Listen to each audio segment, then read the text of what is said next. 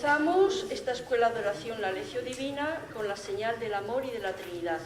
En el nombre del Padre, y del Hijo, y del Espíritu Santo. Amén. Hoy vamos a hacer la lectura que corresponde al cuarto domingo del tiempo ordinario. Lucas, capítulo 4, versículo del 21 al 30. Como veis, es la segunda parte del relato que vimos la semana pasada. Es la misma escena y sucede en la sinagoga de Nazaret. Es el anuncio de la buena noticia por Jesús. El programa de su evangelización.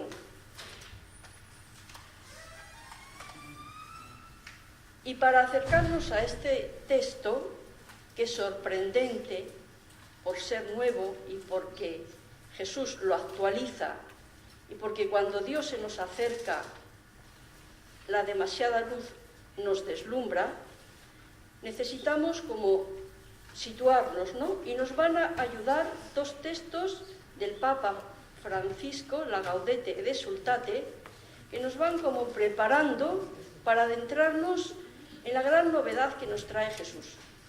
Dicen así: no se puede pretender definir dónde no está Dios, porque Él está misteriosamente en la vida de toda persona.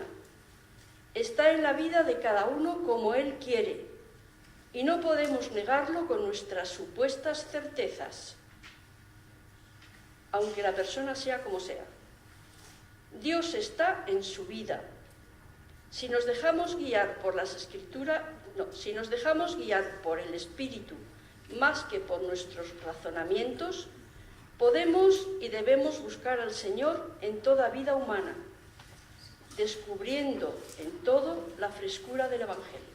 Bueno, pues con este texto que ya empieza como a abrirnos un poco la mente, de que Dios está en la vida de toda persona como Él quiere y cuando quiere, vamos dando pasos.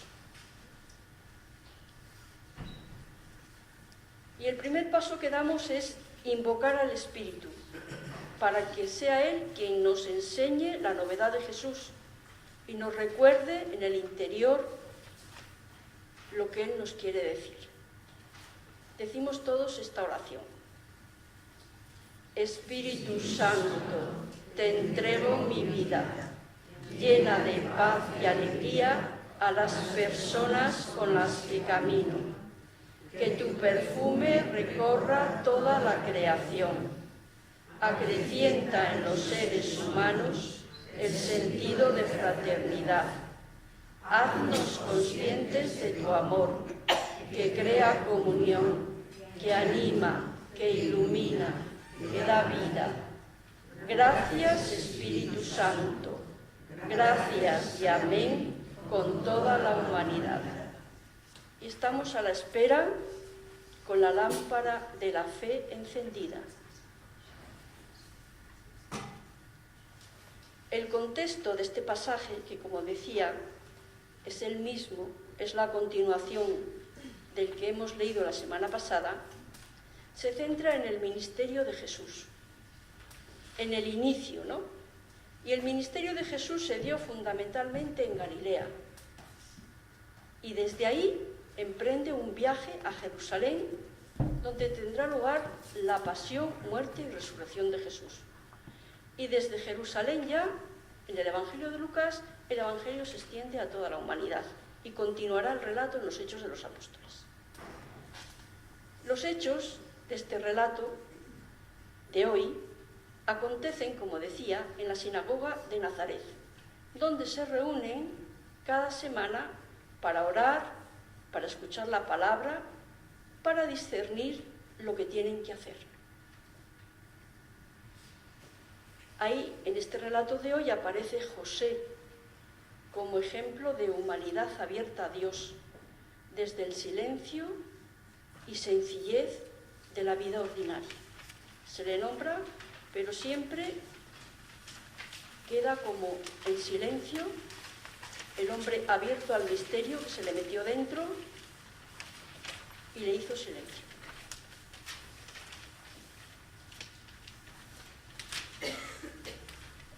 Resumiendo un poquito, viendo un poquito el recorrido de Jesús, después de su bautismo, es conducido y guiado por el Espíritu Santo al desierto. En la soledad y en la oración vence las tentaciones, también las nuestras, las habitualmente nuestras, la del poder, la del tener y la del querer dominar a otros. Después del desierto, el Espíritu le impulsa de nuevo hacia su ciudad para proclamar la buena noticia a los pobres. Y el comienzo de la misión pública de Jesús se da en la sinagoga de Nazaret. Fijaros lo que era Nazaret, un pueblo perdido, sin prestigio, sin nada relevante. En Nazaret aconteció el anuncio de su nacimiento, la concepción de Jesús, se dio en Nazaret. En Nazaret Jesús creció y en Nazaret va a proclamar la buena noticia. De tantas sinagogas de prestigio como había en su tiempo en Israel, podía haber elegido la de Jerusalén, la de Cafarnaúm, pero eligió la de Nazaret. Eligió la de Nazaret. Y esto nos sorprende, el actuar de Dios nos sorprende.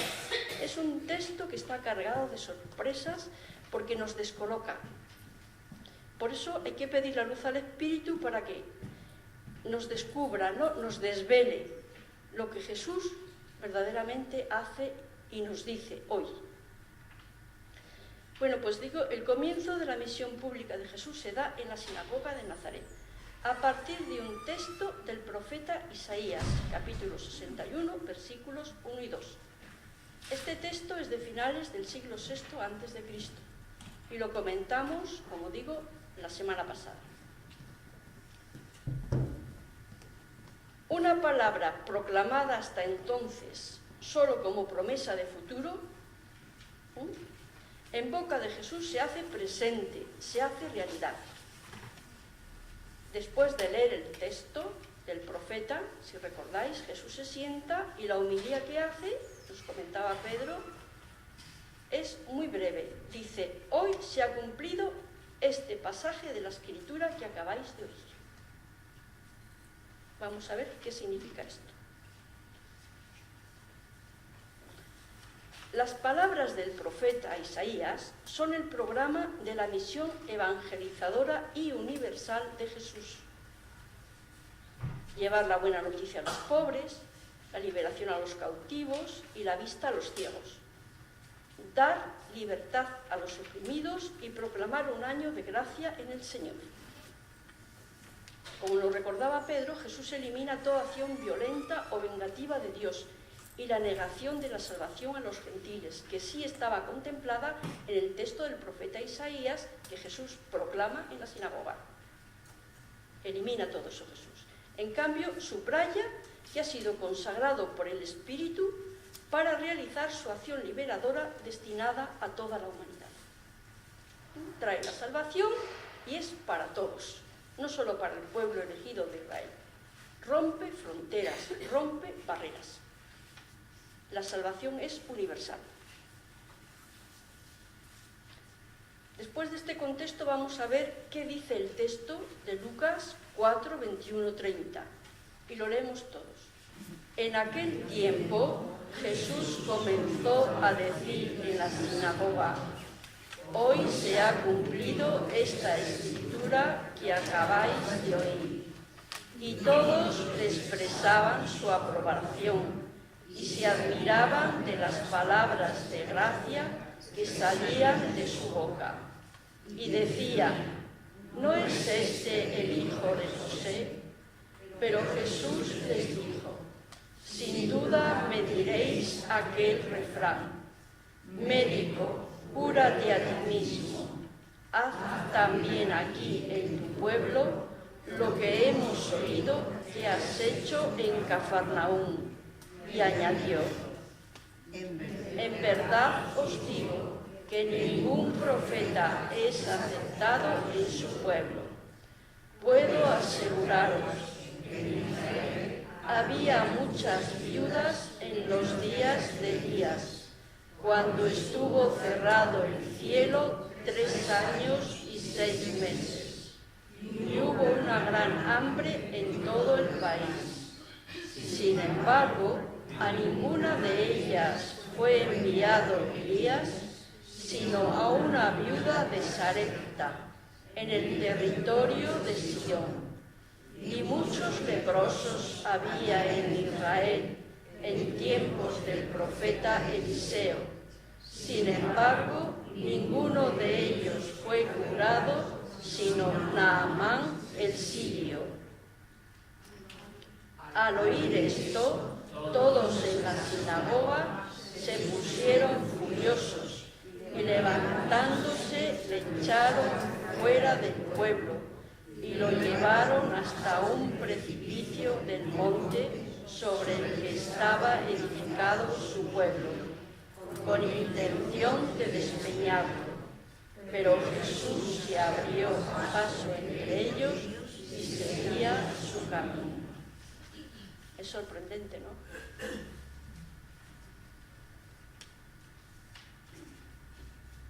Bueno, pues con la ayuda del Espíritu vamos a tratar de meditar un poco lo que el evangelista Lucas nos quiere decir de Jesús. La primera afirmación dice Jesús: hoy se ha cumplido esta escritura. O sea, Jesús es la escritura de Dios. Viene a cumplir, no a cumplir por realizar, sino a llenar de plenitud y de sentido la escritura. Todo el Antiguo Testamento se ilumina y se llena de sentido en la persona de Jesús. Jesús nos dice repetidas veces que Él nos dice lo que ha oído al Padre y que nos enseña lo que Él ha aprendido del Padre y que nos ama como el Padre nos ha amado. Y nos ama tanto que donde Él está quiere que estemos también nosotros. Por eso va a prepararnos un lugar. O sea, toda la vida de Jesús es esa relación de intimidad con el Padre. Él y el Padre son uno, su alimento es hacer la voluntad del Padre, y en esa intimidad nos quiere meter también a nosotros. Por eso da cumplimiento a la Escritura, porque es el gran orante que encuentra su alimento en estar con el Padre. Se retira muchas veces a lugares solitarios para estar con el Padre, porque el Padre es su fuente, es uno con el Padre. Jesús ora para estar con el Padre, para escuchar el proyecto de amor que tiene para la humanidad, para llevar la bondad y la ternura del Padre por los caminos. De ese modo acepta que se cumpla en él la palabra. Cuando alguien dice sí a la palabra no vuelve vacía, sino que fecunda la tierra. O sea, la palabra es viva y eficaz y produce lo que dice. Cuando alguien se mete y se adentra y escucha la palabra, y como María dice, hágase en mí, la palabra es fecunda, produce fruto. Igual que en María, que la palabra se hizo carne en Jesús, igual en nosotros. Y desde ahí miramos a Jesús libre, con autoridad, convincente de lo que dice, ¿no? De lo que hace, porque su fuente es el Padre. Solo la certeza de la fe en el corazón con limpieza y disponibilidad permiten que Dios obre lo necesario en cada uno de nosotros. La certeza de la fe, esa confianza sin límites, que permite que Dios sea Dios en cada uno de nosotros.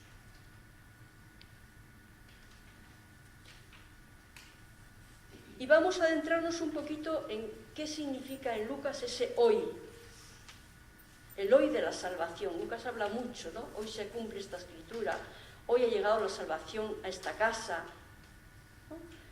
Fijaros, el hoy al que habían mirado los profetas, en el que se cifraban los grandes anhelos, que esperaban el día de la salvación, la llegada del Mesías, en que iba a liberarles de toda esclavitud, iban a ser el pueblo elegido, ¿no? De ese pueblo iban a hacer el Mesías, el gran libertador. Bueno, pues Ahora ese hoy está presente en Jesús. El tiempo de salvación es proclamado y traído por Jesús. Es lo increíblemente nuevo de esta hora. Se hace realidad. Jesús es el revelador del Padre, el rostro del Padre, el rostro de misericordia del Padre. Es la ternura del Padre hecha carne. Las promesas se cumplen ahora, hoy. Y voy a leer un texto del Papa Francisco, leer varios, porque él ha comentado este texto el domingo pasado en la Eucaristía de clausura de la Jornada Mundial de la Juventud en Panamá. Y os invito a buscarlo en internet y a leerlo completo o a escucharlo, está el vídeo también, porque es precioso. Yo lo he traído aquí también para escucharlo. Dice así el Papa Francisco: Jesús revela el ahora de Dios que sale a nuestro encuentro para convocarnos también a tomar parte en su ahora de llevar la buena noticia a los pobres, la liberación a los cautivos y la visita a los ciegos, dar libertad a los oprimidos y proclamar un año de gracia en el Señor. O sea, Jesús revela el ahora de Dios y nos invita a entrar también nosotros en ese ahora de Dios, que es la buena noticia de Dios a la humanidad. Sigue el Papa.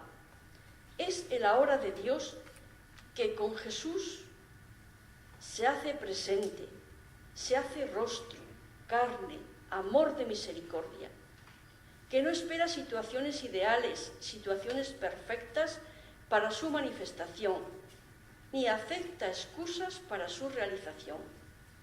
Él, Jesús, es el tiempo de Dios, que hace justa y oportuna cada situación y cada espacio. En Jesús se inicia y se hace vida el futuro prometido. Para meditarlo en silencio, pausadamente. Fijaros, este mensaje de Jesús exige la fe. O sea, la respuesta al mensaje de Jesús es la fe. La fe entra por el oído. Una vez que se escucha el mensaje y nos interpela, yo me adhiero a ese mensaje de Jesús con la fe. ¿Qué es la fe?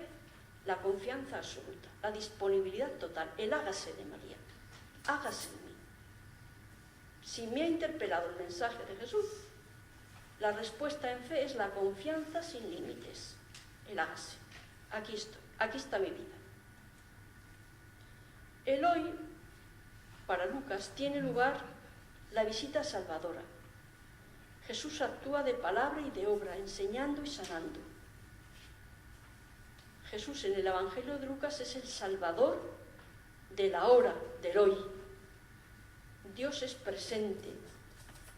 A Dios dice, no hay que buscarle en el pasado porque Dios dice, yo no fui, ni tampoco en el futuro porque Dios nos dice, yo seré, sino en el presente porque Dios nos dice, yo soy.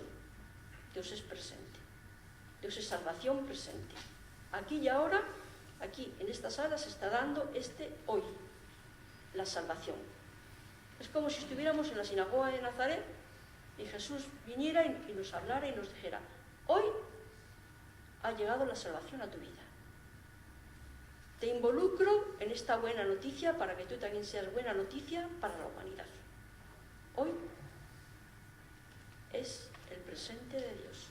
Hoy es salvación, hoy es gracia. El gran presente que hace Jesús es la libertad. ¿De qué nos libera? Pues de la ceguera, del cuerpo y del espíritu. De las dos. Nos libera de la pobreza y de la servidumbre. Sobre todo nos libera del pecado. El pecado es el no amor. Dios es amor y lo contrario a Dios es el no amor. El no amor es el pecado. Llamarlo y ponerle el nombre que queráis. Siempre es el no amor, es el pecado. En Jesús ponen los ojos las gentes. Hacia Él vuelve la Iglesia los ojos. Jesús es el centro de la historia.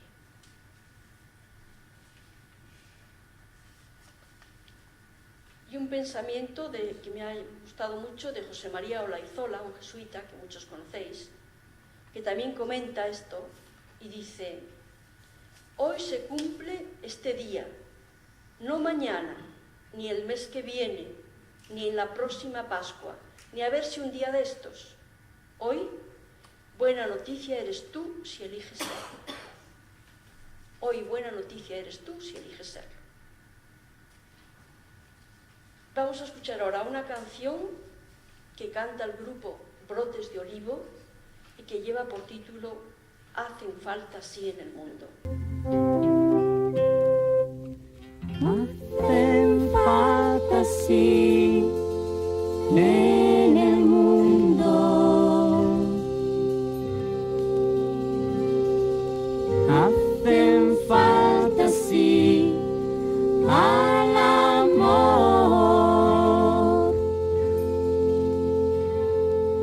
hacen falta sí en la tierra,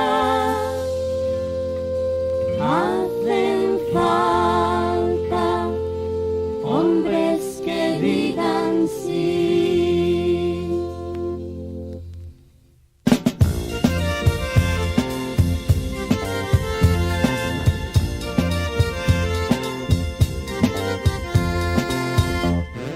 Hacen falta sí en el mundo, hacen falta sí al amor, hacen falta sí en la tierra, hacen falta hombres que digan sí.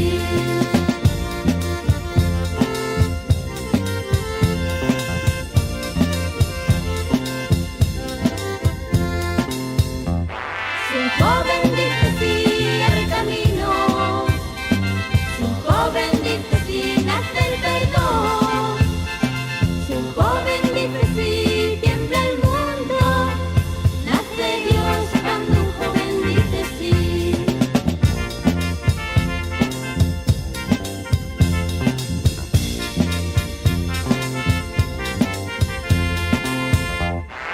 Quienes dicen sí sin reservas, quienes dicen sí con valor, quienes dicen sí para siempre.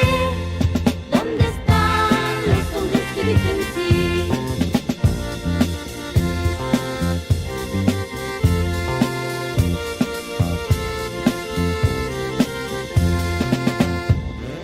Hacen falta sí en el mundo, hacen falta sí al amor, hacen falta sí en la tierra, hacen falta hombres que digan sí.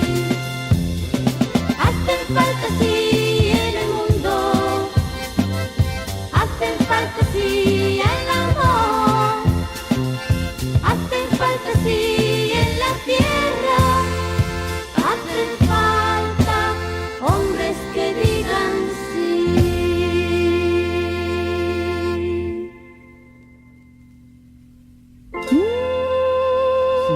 Amigo,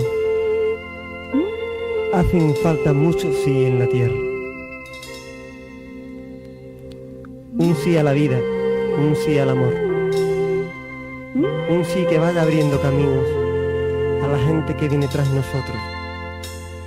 Y cuando todos digamos un sí auténtico, será tan precioso como una alegre mañana de primavera. El mundo volverá a tener esperanza.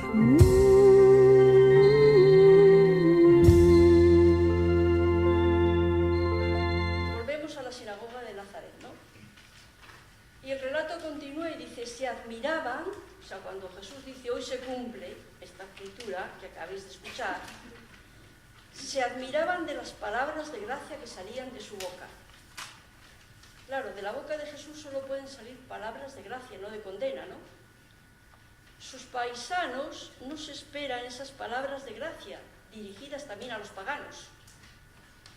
Porque sabéis que Jesús no cita el versículo donde dice que vendrá, va a haber un año de gracia, para el pueblo de Israel, y un día de venganza para los gentiles, y Jesús no habla de ese día de venganza. Entonces están esperando que Jesús diga, bueno, continúa el texto de Isaías, continúa el texto del profeta, pero Jesús no lo continúa. Se paró en el año de gracia, porque viene a traer la salvación para todos. Viene a revelarnos el amor y la ternura de Dios. Y el amor no condena. El amor es amor, como veremos después. Nos preguntamos, ¿son palabras de admiración o de rechazo? Pues bueno, las dos cosas. Parece una admiración negativa. Dicen, ¿cómo es posible que hable así? ¿No es este el hijo de José? O sea, ¿no lo conocemos todos? ¿No le hemos visto crecer? ¿No ha venido a la sinagoga?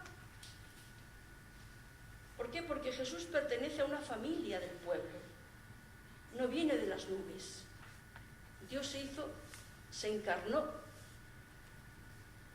Es uno más. Asumió nuestra humanidad. Por eso, para acercarnos a Él, hay que transitar por el camino de la sencillez, si queremos ser sus discípulos. Para sus paisanos, Jesús no podía ser profeta porque conocían a su familia. Todos dicen, ¿no es este el hijo de José? ¿Y no es María su madre? ¿Y sus hermanos y sus hermanas? O sea, esperan un Mesías que les deslumbre, poderoso, potente, ¿no? Y resulta que Jesús viene como uno de tantos. A Jesús hay que encontrar en la sencillez de su padre José, que supo decir que sí al plan de Dios, que supo amar el silencio, porque el misterio del amor se le metió dentro y le reclama su propia interioridad. ¿Por qué San José es el hombre del silencio? Pues porque se le metió el misterio dentro y le silenció completamente. ¿Por qué nos ciega a nosotros la luz del sol? Nos ciega por la demasiada luz. No vemos por la demasiada luz. Eso le pasó a José. Y voy a citar al Papa Francisco porque nos va a comentar esto y lo hace muy bellamente. Nos dice, no todos los que allí lo escucharon se sintieron invitados o convocados. No todos los vecinos de Nazaret estaban preparados para creer en alguien que conocían y habían visto crecer y que los invitaba a poner en acto un sueño tan esperado. Decían, ¿pero este no es el hijo de José? Y también a nosotros nos puede pasar lo mismo. No siempre creemos que Dios pueda ser tan concreto, tan cotidiano, tan cercano y tan real, y menos aún que se haga tan presente y actúe a través de alguien conocido, como puede ser un vecino, un amigo, un familiar. No siempre creemos que el Señor nos puede invitar a trabajar y a embarrarnos las manos junto a Él en su reino, de forma tan simple pero contundente. Cuesta aceptar que el amor divino se haga concreto y casi experimentable en la historia, con todas las vicisitudes dolorosas y gloriosas. Y no son pocas las veces que actuamos como los vecinos de Nazaret, que preferimos un Dios a la distancia, lindo, bueno, generoso, bien dibujadito, pero distante, y sobre todo, un Dios que no me incomode, un Dios domesticado. Porque un Dios cercano y cotidiano, un Dios amigo y hermano, nos pide aprender de cercanías, de cotidianeidad y sobre todo de fraternidad. Él no quiso tener una manifestación angelical o espectacular, sino quiso regalarnos un rostro hermano y amigo, concreto, familiar. Dios es real porque el amor es real. Dios es concreto porque el amor es concreto. Y termina el Papa Francisco citando al Papa Benedicto. Y dice, y es precisamente esta concreción del amor lo que constituye uno de los elementos esenciales de la vida de los cristianos. Es fuerte, ¿eh? O sea, El amor es concreto. ¿Y qué dirá Teresa de Jesús? El amor son obras. El amor de Dios se hizo visible en Jesús de Nazaret, con hechos y palabras. ¿No es este el hijo de José? Los que así preguntan suponen que el Mesías de Dios ha de mostrarse de una forma externa, esplendorosa, desconcertante. Quieren milagros, lo mismo que el diablo en la tentación del desierto. Si eres el Hijo de Dios, que estas piedras se conviertan en panes. Si eres el Hijo de Dios, tírate de aquí, de este monte alto, porque vendrán los ángeles y te tomarán en sus brazos y no te harán daño. Y Jesús dice, no, ese no es el camino. El único milagro es Jesús, su palabra, su vida, el testimonio de su muerte, interpretada a la luz del mensaje de la Pascua. Y Jesús les dice, siguiendo el relato, me diréis, médico, cúrate a ti mismo, haz aquí en Nazaret los milagros que hiciste en Cafarnaúm, ¿no? O sea, es la respuesta de Jesús a la incredulidad de sus paisanos. Es un refrán, ¿no? Los refranes están muy presentes en el Evangelio. Otro sería, a quien mucho se le dio, mucho se le exigirá. A cada árbol se le conoce por su fruto. Y sálvate a ti mismo, leemos en el relato de la Pasión, ¿no? Este médico, cúrate a ti mismo, aplicado al texto sería, empieza salvando a Israel. Ya que eres el Salvador, empieza salvando, ¿no? Pero Jesús es un hombre libre y actúa sin miedo, porque no va a hacer lo que él quiere, sino que va a hacer la voluntad del Padre. Entonces va a hacer lo que oye al Padre y lo que el Padre le dice, y lo que ve hacer al Padre. Y Jesús les dice, ningún profeta es aceptado en su pueblo. Dice, no se puede empezar por Israel porque su incredulidad y cerrazón les impide acoger la acción de Dios. Quizá por conocernos demasiado no estamos dispuestos a creer en el otro. A veces viene uno de fuera y estás con él de todos los días y ni le tienes en cuenta, ni sabes quién es, ¿no? El rechazo desde el primer momento viene provocado por su modo de hablar de Dios. O sea, Jesús viene hablando de Dios de un modo diferente. La experiencia que Jesús tiene de Dios en el bautismo, Dios es Abba. Es Padre, es amor, y de eso va a hablar. El cristianismo ha roto las fronteras del judaísmo, o sea, el judaísmo es el pueblo elegido. Todo lo que sea el pueblo, muy bien, todo lo que sea fuera del pueblo, y Jesús es universal. Y presenta dos ejemplos del Antiguo Testamento para demostrar cómo la salvación ha sido regalada a los extranjeros y marginados porque los destinatarios la han despreciado y no han creído. Un ejemplo es la viuda de Sarepta. El relato viene en el primer libro de los Reyes, capítulo 17, versículos 8-24. Si recordáis, el profeta Elías fue enviado a esta viuda cuando había sequía en Israel, ¿no? Y esta mujer se fió totalmente de su palabra y su fe obtuvo cuanto esperaba. Se fió de que no le faltaría la harina en la olla ni el aceite en la alcuza si se lo daba al profeta. Y así fue. Se fió del profeta, de la palabra, y no le faltó. Y lo mismo pasó con Naamán el sirio, cuyo relato está en el segundo libro de los Reyes, capítulo 5, versículos del 1 al 27. A pesar de sus reticencias, se curó de la lepra siguiendo las indicaciones del profeta Eliseo. Porque no es la pertenencia al pueblo judío, sino la fe en la palabra, la que hace que la profecía se realice. Es la fe, la confianza, el hágase de María y el silencio de José. Bueno, es repetir un poco lo mismo. Elías fue enviado a una viuda de Sarepta, dos historias conocidas por todos para entender el universalismo de Dios. Dos personas receptoras de la bendición de Dios. El giro que hace Jesús de esas historias lo saca de quicio, porque propone a los extranjeros como modelos de fe. Entonces eso les repatea a ellos, ¿no? Y en tiempos de Eliseo ninguno de los leprosos fue curado sino Naamán el sirio. Que había muchos leprosos, pero solo fue curado el sirio, un extranjero. Porque no todos tienen la esperanza en un Dios sencillo, cercano, que se manifiesta a través de lo cotidiano, como el pan en la viuda de Sarepta o el agua del río en Naamán, elementos sencillos que hacen que Dios obre en sus vidas.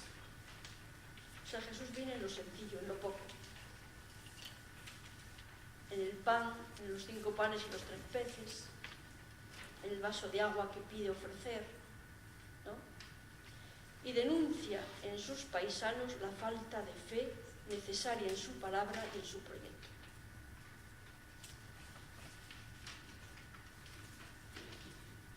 Entonces, al oír esto, todos en la sinagoga se pusieron furiosos y levantándose lo echaron fuera del pueblo. Entonces, cuando les presenta estos 2 ejemplos de estos extranjeros a los que fueron los profetas y respondieron como modelos de fe, entonces ya no pueden más. Dice, los ejemplos no aplacan al pueblo, al revés, lo enfurecen más. En lugar de abrir sus mentes y sus corazones ante el mensaje de gracia de Jesús, lo que hacen es permanecer en sus prejuicios, convencionalismos y cerrazón. No tienen intención de cambiar. O sea, es triste, pero es la realidad, ¿no? Pero Jesús se abrió paso entre ellos y seguía su camino. O sea, lo quieren despeñar, lo sacan, lo empujan, lo quieren despeñar. Pero Jesús se abrió paso entre ellos y seguía su camino. O sea, decir, seguía su camino es que se dirige a los paganos. Es una idea muy querida por Lucas, porque Lucas, si recordáis, escribe para los paganos convertidos al cristianismo. Entonces los tiene en cuenta. Nazaret se quedó sin profeta. Una iglesia que ignora a los profetas se queda sin ellos. Irse, marcharse, es un verbo teológico propio del que continúa el camino hacia Jerusalén. O sea, se marchó. ¿Hacia dónde fue Jesús? Hacia Jerusalén. Jesús abandona el lugar y se encamina hacia un nuevo sitio para comenzar a predicar de nuevo, ofreciendo la salvación a otros.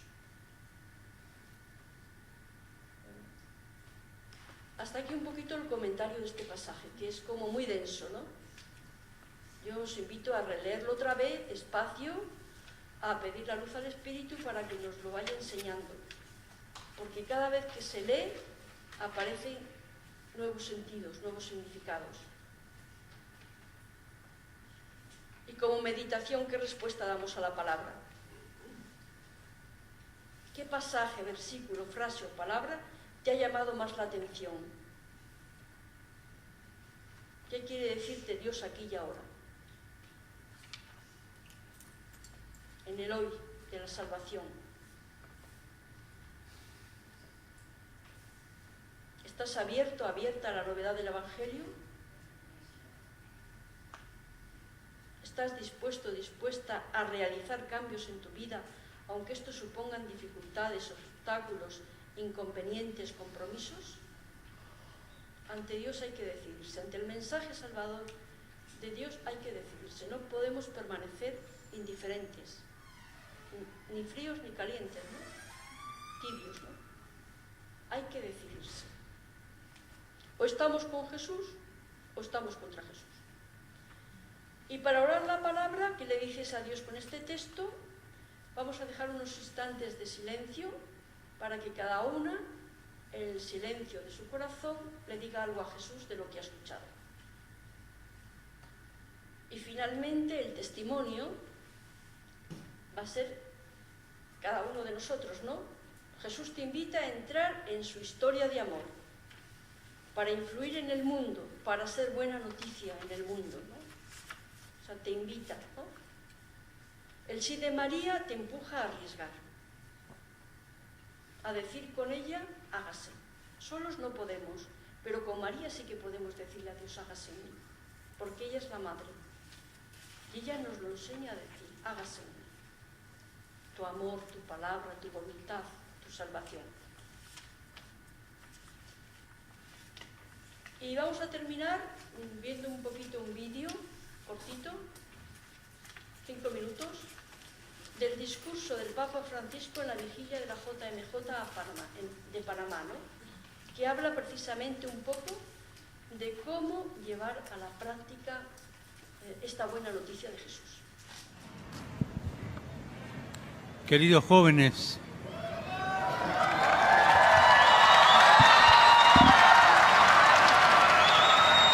buenas tardes. Vimos este hermoso espectáculo sobre el árbol de la vida, que nos muestra cómo la vida que Jesús nos regala es una historia de amor, una historia de vida que quiere mezclarse con la nuestra y echar raíces en la tierra de cada uno. Esa vida no es una salvación colgada en la nube, esperando ser descargada, ni una aplicación nueva a descubrir o un ejercicio mental fruto de técnicas de autosuperación. Tampoco la vida que Dios nos ofrece es un tutorial con el que aprender la última novedad. La salvación que Dios nos regala es a formar parte en una historia de amor que se entreteje con nuestras historias, que vive y quiere nacer entre nosotros para que demos fruto allí donde estemos, como estemos y con quien estemos.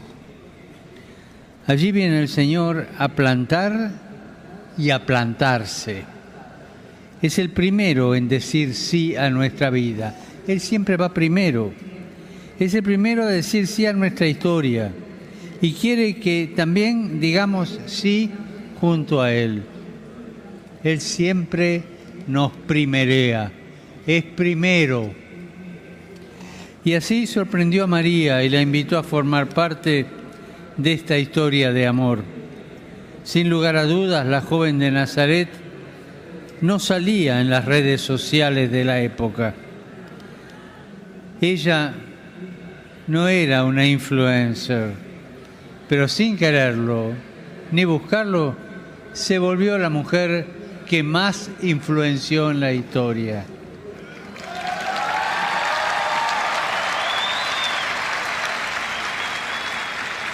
Y le podemos decir con confianza de hijos, María, la influencer de Dios. Con pocas palabras se animó a decir sí y a confiar en el amor, a confiar en las promesas de Dios, que es la única fuerza capaz de renovar, de hacer nuevas todas las cosas. Y todos nosotros hoy tenemos algo que hacer nuevo adentro. Hoy tenemos que dejar que Dios renueve algo en mi corazón. Pensemos un poquito. ¿Qué quiero yo que Dios renueve en mi corazón? Siempre llama la atención la fuerza del sí de María. Joven, la fuerza de ese hágase que le dijo al ángel. Fue una cosa distinta a una aceptación pasiva o resignada. Fue algo distinto a un sí como diciendo, bueno, vamos a probar a ver qué pasa. María no conocía esa expresión, veamos a ver qué pasa. Era decidida, supo de qué se trataba y dijo sí, sin vueltas. Fue algo más, fue algo distinto. Fue el sí de quien quiere comprometerse y el que quiere arriesgar, de quien quiere apostarlo todo, sin más seguridad que la certeza de saber que era portadora de una promesa. Y les pregunto a cada uno de ustedes, ¿se sienten portadores de una promesa? ¿Qué promesa tengo en el corazón para llevar adelante? María, sin dudas, tendría una misión muy difícil, pero las dificultades no eran una razón para decir no. Seguro que tendría complicaciones, pero no serían las mismas complicaciones que se producen cuando la cobardía nos paraliza por no tener todo claro o asegurado de antemano. María no compró un seguro de vida, María se jugó y por eso es fuerte, por eso es una influencer, es la influencer de Dios.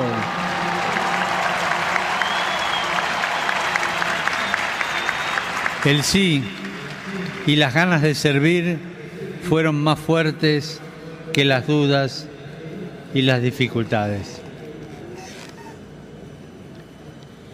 Esta tarde también escuchamos cómo el sí de María hace eco y se multiplica de generación en generación. Muchos jóvenes, a ejemplo de María, arriesgan y apuestan, guiados por una promesa. Gracias, Erika y Rogelio, por el testimonio que nos han regalado. Fueron valientes estos, ¿eh? Merecen un aplauso. Gracias. Hasta aquí el mensaje del Papa, que nos invita a decir sí a Dios, a responderle en el hoy